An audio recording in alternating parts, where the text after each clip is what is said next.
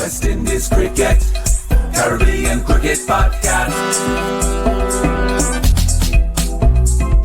West Indies Cricket, Caribbean Cricket Podcast.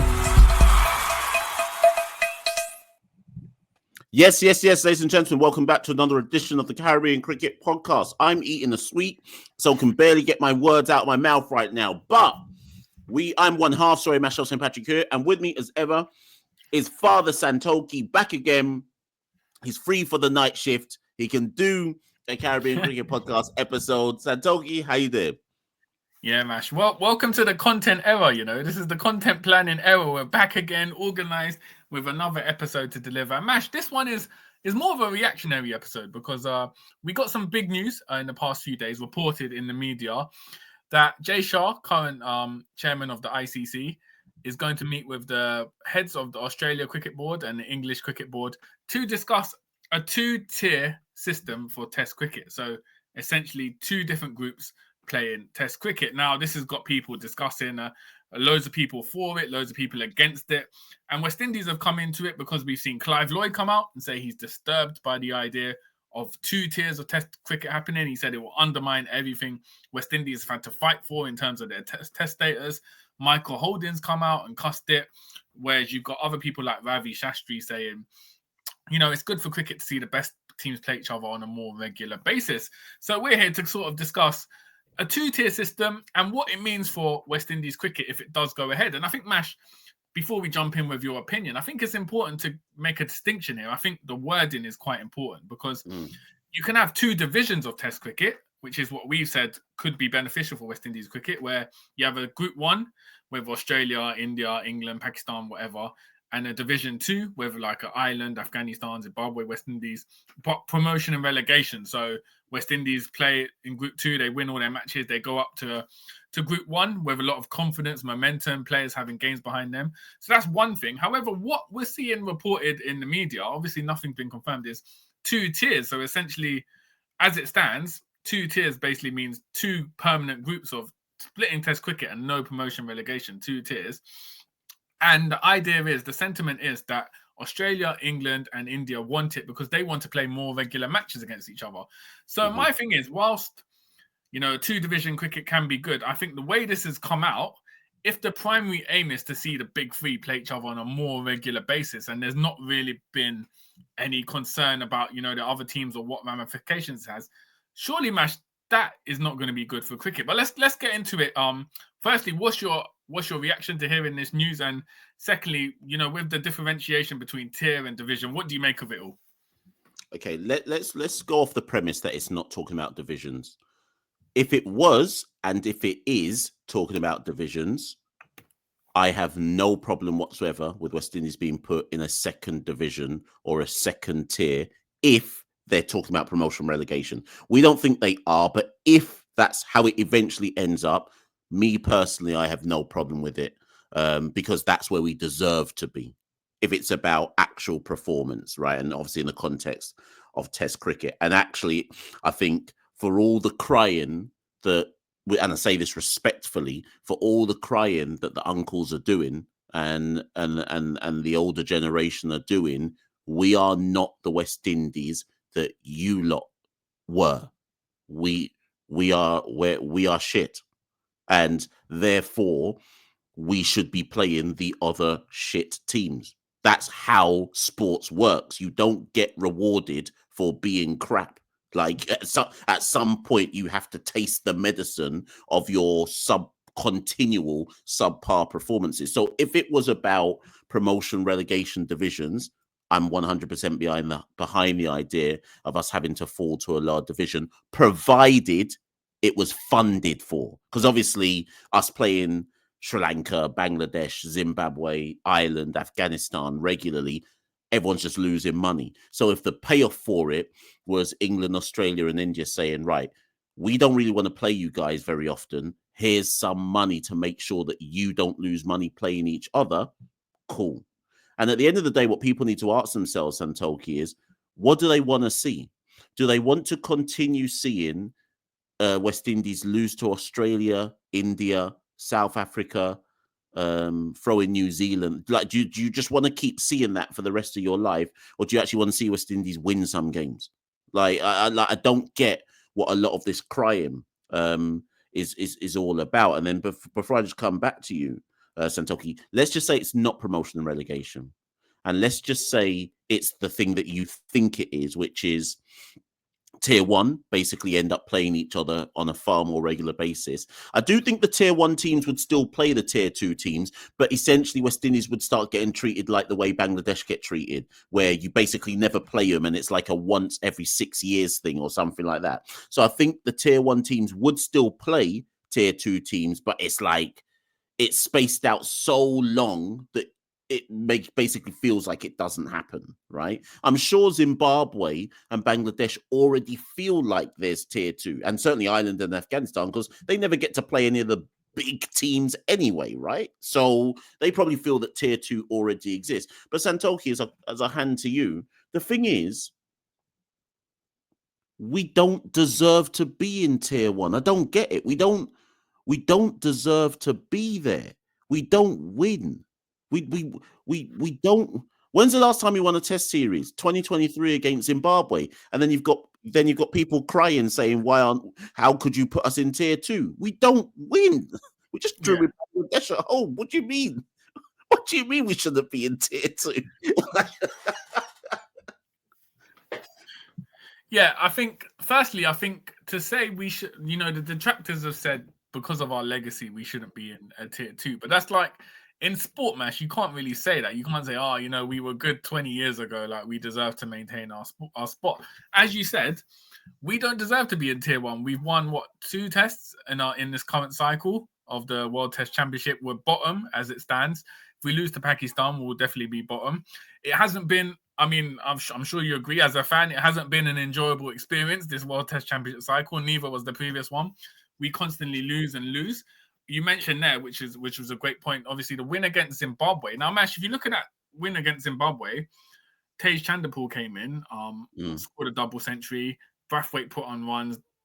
If we played Ireland after that, then Afghanistan after that, batters, especially the batting lineup we have at the moment, the inexperienced one, they're building confidence and momentum by playing more competitive matches. I'm not saying we'll steamroll every team because Afghanistan are quality, Ireland are quality, but we'll have more of a chance of winning and be able to put up more competitive performances. If Machel Louis' first 5 tests were against Zimbabwe, Afghanistan, Bangladesh, and Zimbabwe, he'd be able to settle in the group, put up more runs than he would against Australia, England, etc., etc. And that builds confidence. And then if there is a promotion system or we are playing tier one teams, that means you've got players who have games behind them, but more importantly, confident players, because they've been able to figure out their game in Test cricket, get some moral boosting wins, build up momentum, and that will mean we're more competitive. If we got promoted to Division 1, ride off that momentum, it's not guaranteed, but most probably we'll play better in that scenario. At the moment, it's like you're just throwing us to the lions then, essentially, by having us play Australia, India, Pakistan. And that's just realistically where West Indies are at the moment. So I completely agree with what you said. I think promotion relegation for me is a no-brainer. If they say that's going to happen, then I'm all for it. West Indies in Division 2. Let's prove how good we are. Let's prove, if we're worthy of our legacy and get through Group 2 and then get promoted and play it in 2-3 years in Division 1. If it is a split tier, as you said, Mash, that opens up the problems, because then it means teams aren't obliged to play us. And is it a case of, we only go to Australia every 7-8 years? And then that essentially has a roll-on effect, because will younger players in the region want to commit to Test cricket if you're not playing glamour ties? Are they going to want to play Test cricket if all we're doing is going to Zimbabwe, Bangladesh, and it's not really getting much coverage? So it has that knock-on effect. But and as I said, it's also interesting as well, because on a wider point, the fact that you're allowing England, Australia, and India to essentially dictate the future of Test cricket in that regard is also the problem, because this also suggests, will they care about funding West Indies or Division 2? Will it matter if they're compensated? If the answer is no, then West Indies might as well give up Test cricket, Mash. So I'm glad you made that point. So I think we need to look at the dangerous subtext of this. And I said this on another channel earlier today. About 2 months ago, Greg Barclay, on his way out of being ICC chair, did an interview, I think with the Telegraph as well in the UK. And the interview read like the man was drunk, but you already don't know how it goes. More time when men are drunk, they're saying what they truly believe, right? Or he was certainly saying the quiet part out loud. And after that interview, in that interview, he basically intimated, I think the West Indies should split up. It's just not viable. It's not viable for them to be playing certain formats of cricket. When that interview came out, Santokie, at the time, I thought, if you're saying this now, and you feel free to say it because you're no longer ICC chair, you're on your way out, that means these conversations have been happening behind closed doors. You're not just suddenly saying this as outgoing ICC chair. Clearly, some conversations have been going on about the nature of West Indies cricket and how viable it is, and so on and so forth. I'm not saying with West Indian officials. I'm saying amongst the colonizers that conversations have obviously been going on, right? So when he said that, my ears pricked up, and I was like, okay, clearly they're thinking certain things about West Indies cricket. Now, think about a month ago, and I could have my dates wrong, Graham Smith, head of South Africa cricket, I read an interview where he said he thinks that only 6 nations are going to end up playing Test cricket. It may not be Graham. I think it was Graham Smith, but it may be someone else, where he said something like, there's only going to be 6 nations playing Test cricket. I think it's not viable for other nations to play it. He never mentioned who those nations were, but I was like, well, we can't be one of them. I don't think he's talking about us being one of them that's going to still be playing Test cricket. So again, I'm like, okay. More people talking and intimating like West Indies aren't a viable team to be playing formats of cricket. And now we got this tier thing. So my theory is that these discussions have been going on for time behind closed doors. And I think the colonizers have all been talking behind closed doors about how do we make money and which teams do we have to cut aside in order to make that money. And we ain't in the club, Santokie. The realistic thing for me is we are no longer, if we ever were, we're not in the club, certainly of decision makers, and they don't believe that West Indies are a viable entity when it comes to Test cricket, which suggests that the ulterior motive behind this, or it's a twofold motive. Motive one, more money for certain teams at the detriment of obviously the small nations. And the second motive, I think, is to force the small nations into such a state of destitute or disrepair that they basically agree themselves to go, we're just going to stop playing Test cricket and we'll focus on 50 overs and T20s. That sounds like a conspiracy theory, but when you start to connect dots, it's starting to look like this is a bigger play at hand here. Yeah, I completely agree. I think these sort of ideas don't just come up in days. People don't just freestyle it and say this is going to happen. This has obviously been the rhetoric and sort of planning for probably months and years now. And as you said, Mash, it almost feels like they're creating an environment where Test cricket is unsustainable, and that will basically enforce teams like, Zimbabwe, West Indies to just throw in a towel and say, look, we can't financially keep playing Test cricket. We're going to throw in a towel. And then the bigger nations will be like, oh, well, if you guys don't want to play, then, we'll just continue without you.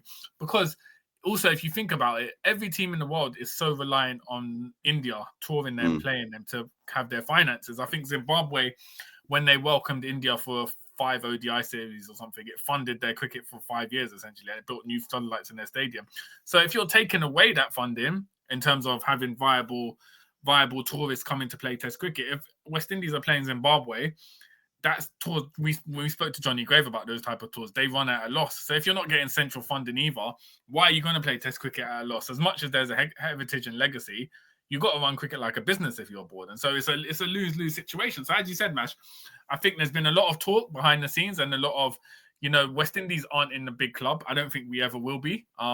There's been no one's even speculated we might be in Division 1 or Tier 1. It's definitely West Indies. If this happens, West Indies are going into Division 2, Tier 2. So it's interesting, Mash. I think what needs to happen is we need some sort of clarification. I think so far we can speculate on what's being said, but the ICC have said they have no plans for Division 1 or Division 2. However, the fact this is being reported in big media outlets means there's obviously stuff going on behind the scenes. But check this out. Yeah. I got an idea though. Yeah. And we already know that the reach of Caribbean Cricket Podcast is bigger than the numbers. I've long believed or held the belief that this is what should happen in the movers and shakers of ICC cricket. Now, obviously, everybody has been sucking at the teats of India for quite some time now and believe that they cannot exist without India. We've been told ad infinitum, India makes the most money and cool, whatever. Here's what should happen, Santokie. If India, Australia, and England, because it is those three, if they believe or desire to make even more money at the detriment of others, let them play amongst themselves, right? And here's what should happen. South Africa, New Zealand, Pakistan, Sri Lanka, West Indies, Zimbabwe, Ireland, and Afghanistan. That's 8, and Bangladesh. That's 9 teams. They should break away. They should break away. Now, obviously, we're going to get loads of people in the comments below watching this video going, go on then, break away. Your cricket will die. Okay, yeah, cool, whatever. But here's how you switch it on them, Santokie. The 9 other teams should have the balls to break away and say, okay, you 3 clearly want to make as much money as you possibly can for yourselves. Here's what's going to happen. Go on them. Go and play amongst yourselves and see how long the consumer is willing to just watch cricket that is between Australia, England, and India before they vote with their feet and vote with their remotes and switch the channel. Because sport doesn't exist like that, Santokie. Sport is actually still about lots of teams and competition and the belief that different teams can win different competitions. There is never this notion that there's just one team only that can win. So if the other 9 teams broke away and decided to, for example, go to broadcasters and say, us 9 have broken away from the big 3. We are putting together all of our teams as one. We are coming together as one TV package. We are willing to tour each other. And this is the competition that we propose, which is almost like a test championship of us 9. Yes, you're going to say, what about India? What about England or Australia? They've got their TV deals. They're doing their own thing. But we believe that there are people around the world that are willing to watch our competition, which has more teams in it and probably will be more competitive because they're all roughly of a similar nature. Do you get where I'm coming from? Play the power play them, Santokie. There's a belief that you have to listen to India. Switch it. Power play them.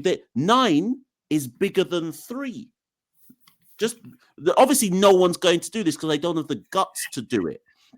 They don't have the guts to do it. But if 9 teams break away from India, Australia, and England, Santokie, what's more viable? Do you think England, Australia, and England would go, okay, we'll go without you? They will, or they would, but it wouldn't last long because cricket's bigger than those 3.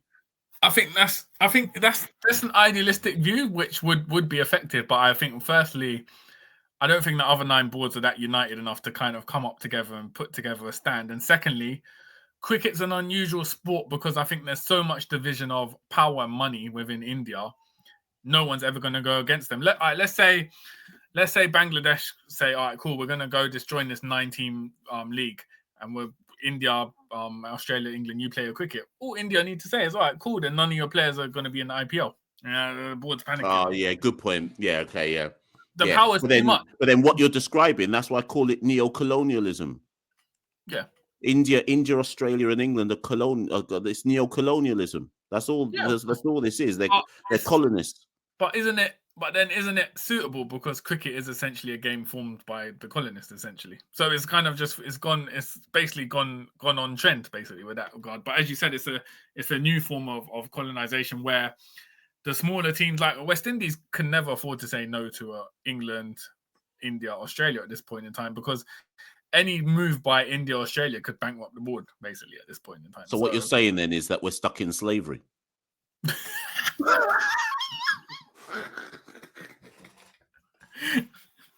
But that's what it is.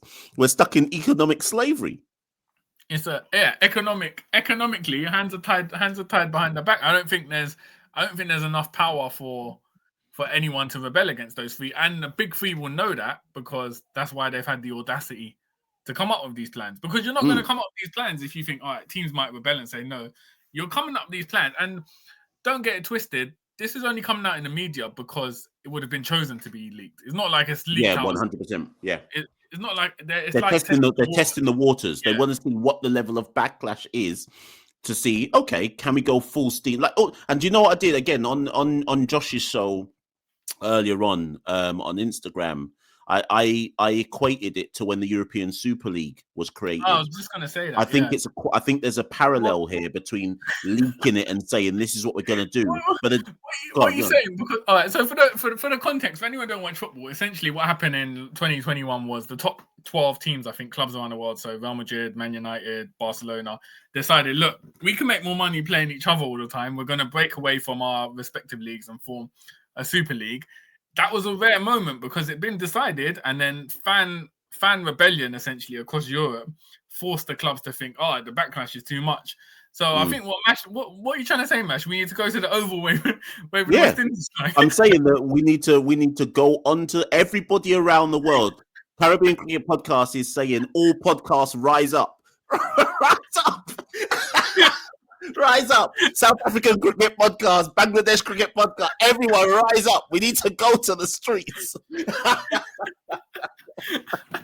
But you know what, Mash? You know, you could see the writing on the wall, because do you remember we played Australia December 2022 World Test Championship? We came at the end of it. And then just by a freak occurrence, the draw for the next World Test Championship meant we had to go to Australia 12 months later. Yeah, and they were pissed. They were pissed. They were literally... They wanted to change it. They asked the ICC to change it because they were going to lose so much broadcast revenue. No one to watch West Indies. In the end, assurances were made that West Indies wouldn't tour Australia after that for another 7 years or something, for test based on the cycle. So that was like, they essentially said, all right, cool, we'll just have to force ourselves to go through here. And next year we'll make more money from the Border Gavaskar and the Ashes afterwards. So there in itself is the writing on the wall. If a team is so pissed, if there's only 10, 12 countries, if there's only realistically, as you said, Zimbabwe, Ireland, Afghanistan, Zimbabwe don't really play test cricket like that regularly. So if you're looking at the World Test Championship, 9 teams, how can you have a 9-team league and one team is pissed that they have to play another, basically? But then, do you know what even the joke about that is? They were pissed they got us 2 years in a row or in consecutive years. And then when we won at the Gabba, all of a sudden now they're like, we want to play you in a 3-match test series because they have to reassert dominance now because they're embarrassed at what we did. But the thing is, Santokie, and using that Gabba example, because I think some people get confused, just because we drew at the Gabba doesn't mean we deserve to be playing tier 1 teams on a regular basis. That was the first win in 29 years against Australia. So we'd been taking L's after L's after L's after L's. So as much as we can criticize, there's a reason Australia don't want to play us. And it goes back to that point of we can't hold on to nostalgia. Yeah. Like so for those of you who watch wrestling, WWE made their debut on Netflix on Monday night, and Hulk Hogan came out and got booed out of the building. That was deemed unfathomable. This is Hulk Hogan we're talking about, the immortal Hulk Hogan. But his time has come and now it's gone. People don't want to see Hulk Hogan anymore. He's old and decrepit. He's also I better not say anything in case I get sued. He also holds deplorable views. People don't want to see him. Similarly, whether people want to hear it or not, people don't want to see West Indies out here like that. Not like the way they used to want to see us. So we can't be demanding main event status when the time of main event status has gone. Basically, this is like, I just off the top of my head, this is like football in terms would be like Celtic saying we always need to be in the Champions League every year because we're the first British champions. We won. Yeah. You can't rely. No sports can you rely on legacy. Sports is always something which is time relevant. So we're relying. I get what Clive Lloyd is saying.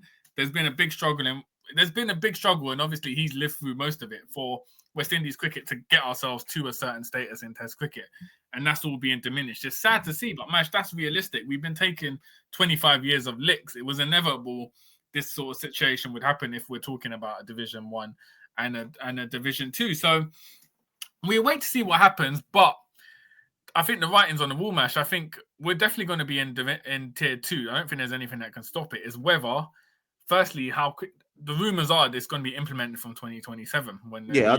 I'd expect that. But then, say, because you haven't answered this, say we are, so we're going to be put in tier 2. Say we're put in tier 2, but ICC say, okay, we are going to fund all tier 2 teams. We're going to make sure that you can actually play test cricket because we know that we stitched you up. So we're going to make sure you're funded.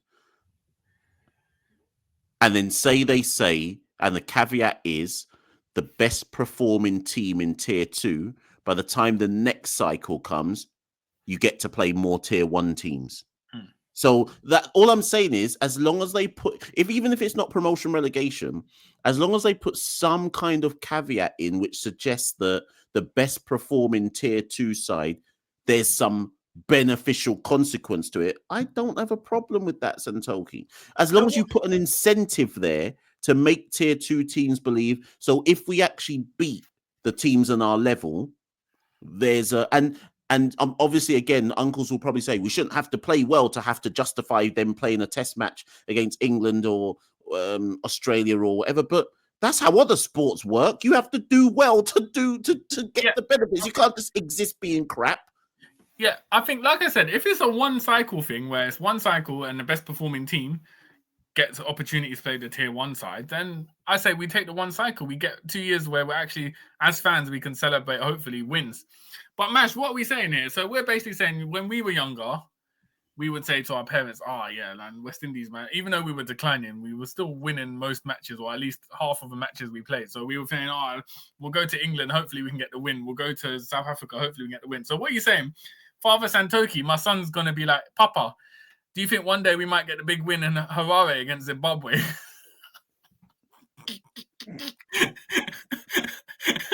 Afghanistan's looking like a tough opposition. I don't know if we can make it. The thing is, this is the part no one wants to consider.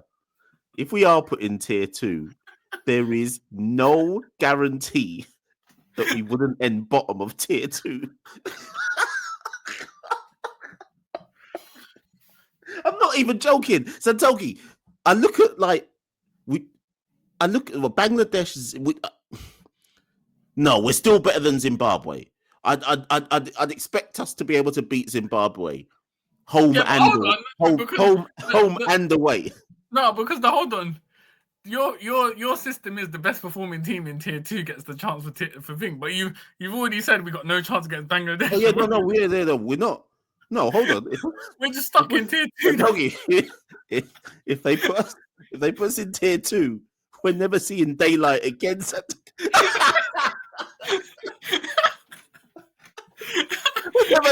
We're never coming out the trapdoor again. We're never coming out the basement. Oh my God! We're stuck there for the end of times, cuz. I was thinking. I thought you were saying it was a straight promotion back up.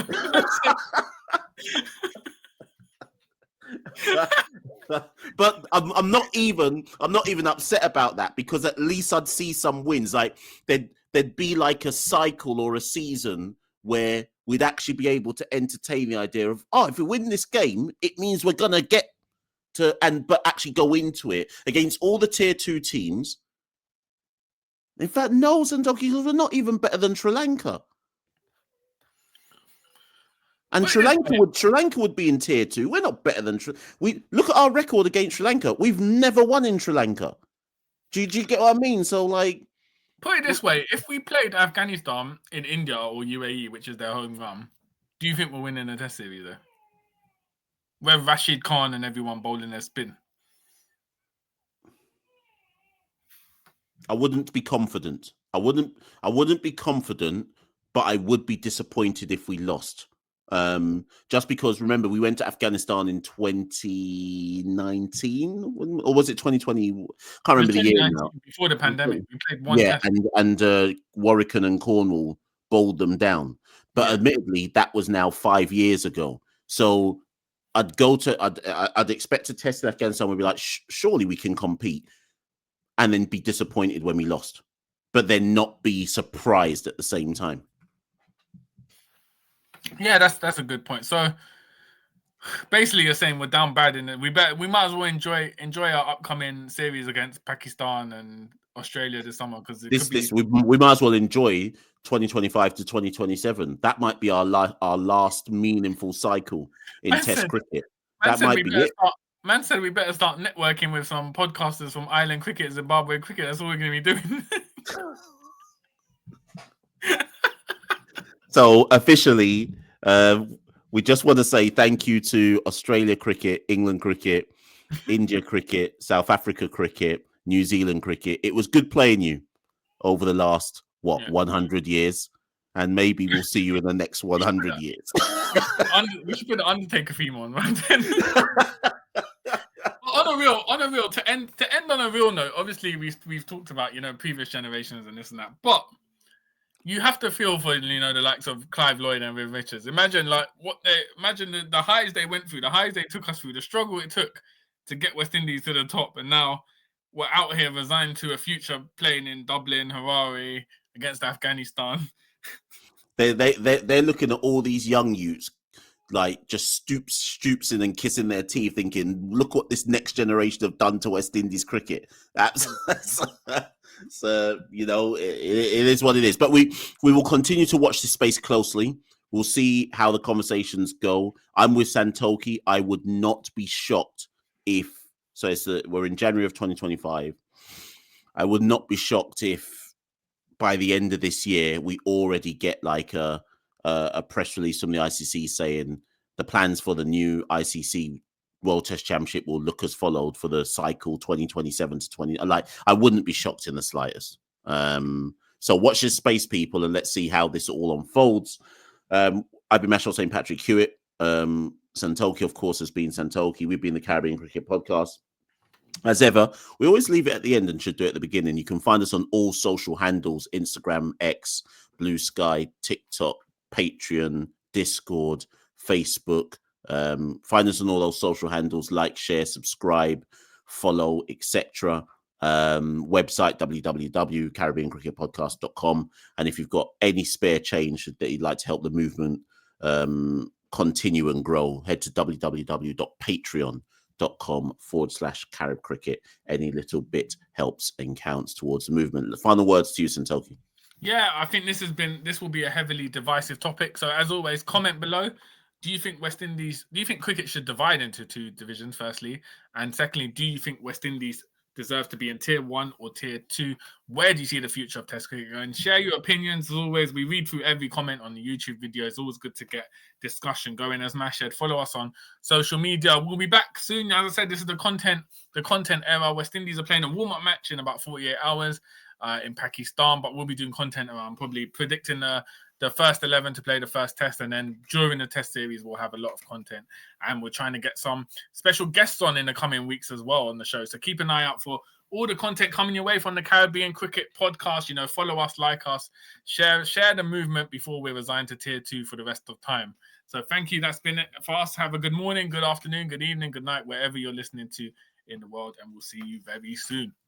Before we go, people, I just realized I didn't do something that was supposed to do right at the beginning of the show. I just want to big up Haider Mustafa, who is one of our kind of tech guys behind the scenes. He does all of our shorts that you see on TikTok, Instagram, X, etc. So the reason I'm bigging him up is because if anybody is interested in using his services in order to help your podcast platform grow, etc., we can't recommend him highly enough. So if you're interested, DM us, email us, etc., and I'll pass on his details.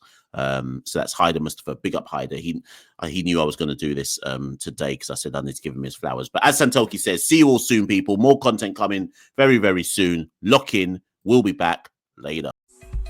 West Indies Cricket, Caribbean Cricket Podcast. West Indies Cricket, Caribbean Cricket Podcast.